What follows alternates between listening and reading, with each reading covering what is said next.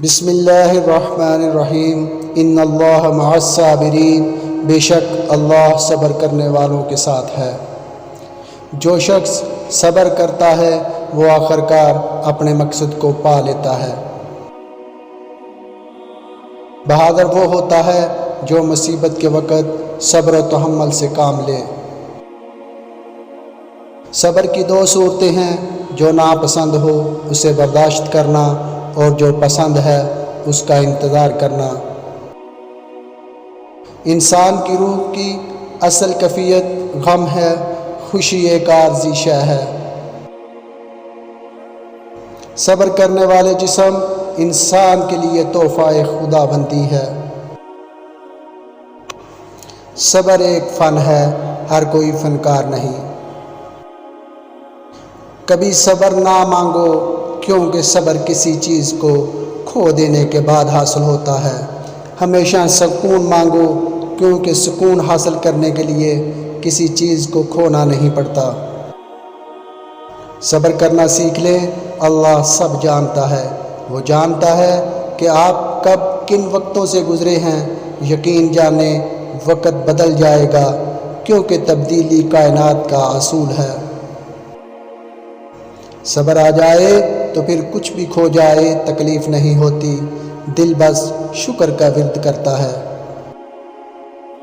ہر خاموشی آنا نہیں ہوتی، کچھ خاموشیاں صبر بھی ہوتی ہیں۔ تم صبر کی بات کرتے ہو، صبر تو آتے آتے آ ہی جاتا ہے، اور جب صبر آتا ہے نا تو ہونٹوں کی ہنسی، آنکھوں کے آنسو، دل کا سکون کچھ محسوس نہیں ہوتا۔ فقط ایک شے رہتی ہے پاس، اور وہ ہے خاموشی۔ صبر میں شکوہ نہیں ہوتا، بس خاموشی ہوتی ہے۔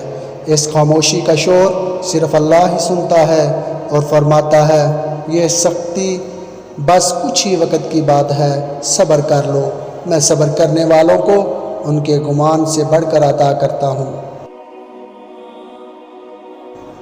صبر راہ ہے معجزوں کی۔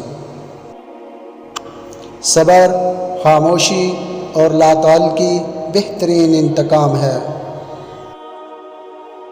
کچھ لوگوں کا صبر ان کی خاموشی ہوتی ہے۔ کسی کو اذیت دینے کے بعد اس کے صبر سے ڈرنا بھی چاہیے۔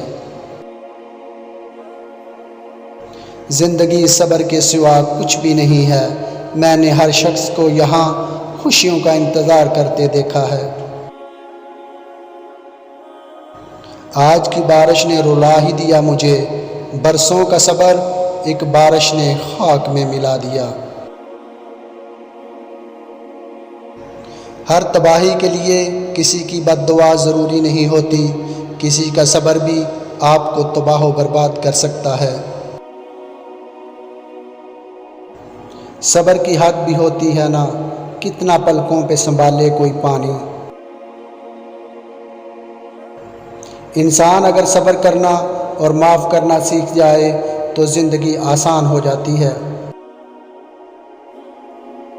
صبر ایک پھول ہے، اس کی پتیوں سے بننے والا مرہم زخموں کو کھا جاتا ہے۔